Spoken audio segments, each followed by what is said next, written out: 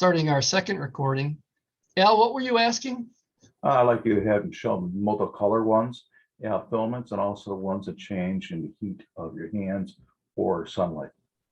Sure. So some of the other materials would be multicolor filament. We call them the rainbow colors. Yeah, you get some really nice designs with that. And they work really well for some of this artistic type work. I like the silk. It's kind of shiny. They have these silk materials that are metal. You can also get some things like glow in the dark materials as well. This is what we do. We did it some really nice bases.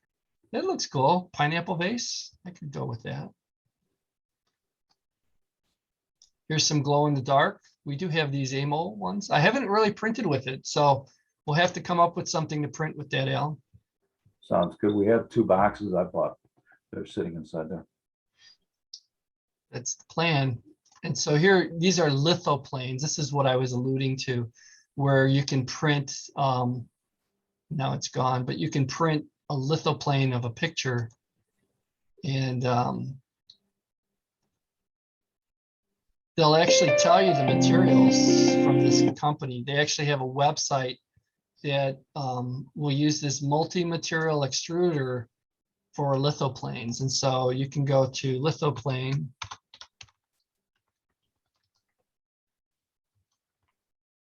Lithoplane generator, I think it was. And we put a LED light inside of it, and it really is nice. That's true. Lithoplane. And so these are really neat if you're interested in taking it to the next level, where you can print these, and why not, right? And they're just printed with different heights. And then the manufacturer will actually give you instructions as far as which materials, if you're going to do color lithoplanes. Dissolvable support material. Dissolvable support material is like Elmer's glue, right? Kids eat it, right? Ask any second grade teacher.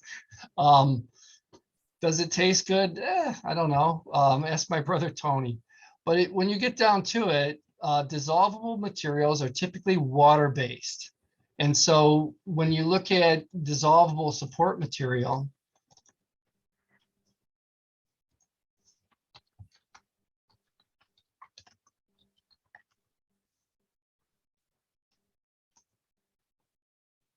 you would be looking at something, let's go with an Ultimaker, because it has 2 heads. And so we would be looking at these water-soluble poly-dissolved type materials. Ultimakers cost twice as much, but they give you more material on it. And so the difference between, dissolvable filament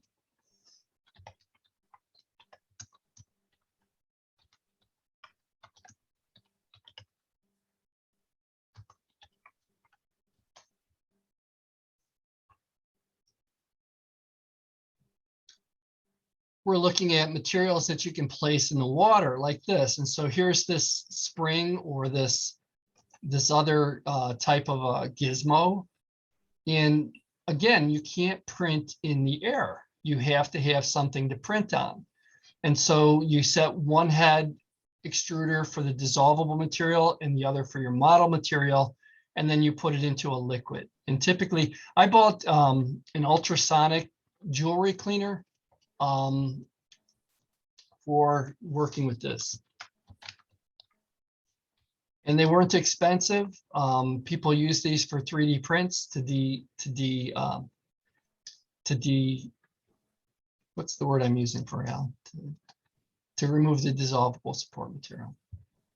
Wash away, dissolve it, build it. Exactly. So multiple extruders. Right now you can get 2 head extruders, or you can get these multi-material extruders. We have a number of these pallet systems.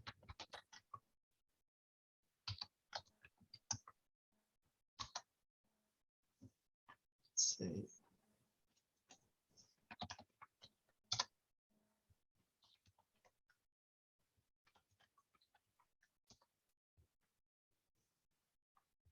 there it is. It's mosaic palette.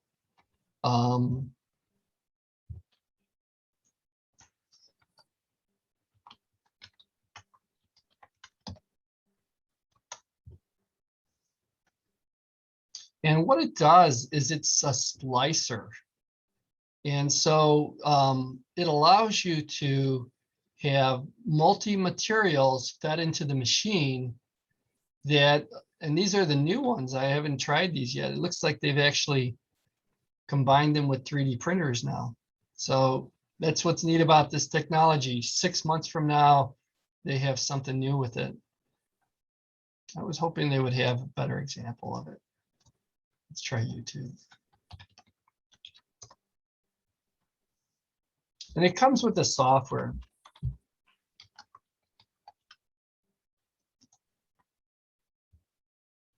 So these are multi-material extruders. And this guy does a lot of these videos. If you start getting into 3D printing, you know, where, let's see, 2, 1, skip. There we go, the 3D printing nerd. And looks like he's got a headphone stand. And so what it does is it splices the materials together. So you have 4 materials feeding into this device, and it actually measures exactly how long that filament is. And then it calculates when the filament is changed to the new color and starts printing with that color. It's extremely slow. If it was taking an hour to do it with one color, it's going to take it 3 hours with multicolors. But you know what? You run them overnight. If everything is running correctly, you get some really nice materials. And with these multi-material extruders, I've seen some of the guys come up with just some phenomenal looking projects. And so that's multi-material printing.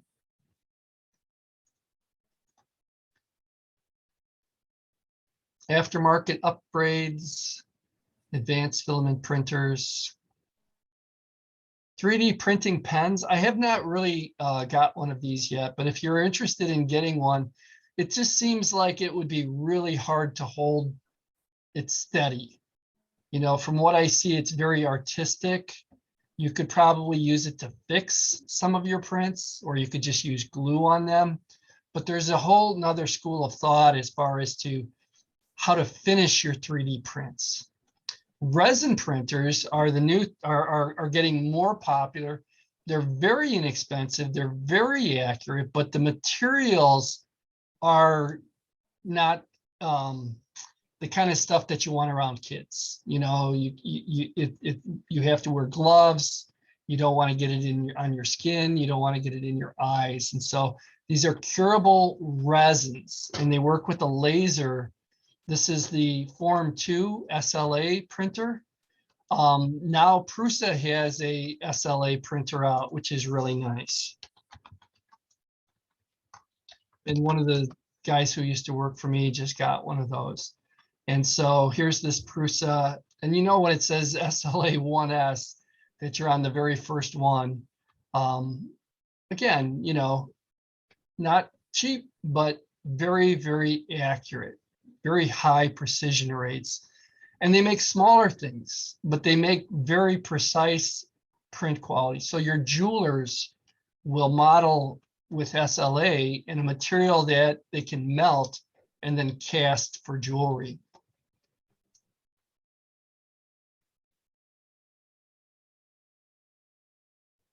Here's the laser and how that SLA printing works. And then we get into post-processing. Like I was saying, you know, get a good pair of gloves, get a, you know, a good pair of clippers, some files. And this is what we were talking about, castable resins for jewelry. And then selective laser sintering is a powder. These are what the people that are making things out of metal are doing with SLS. These are very expensive printers.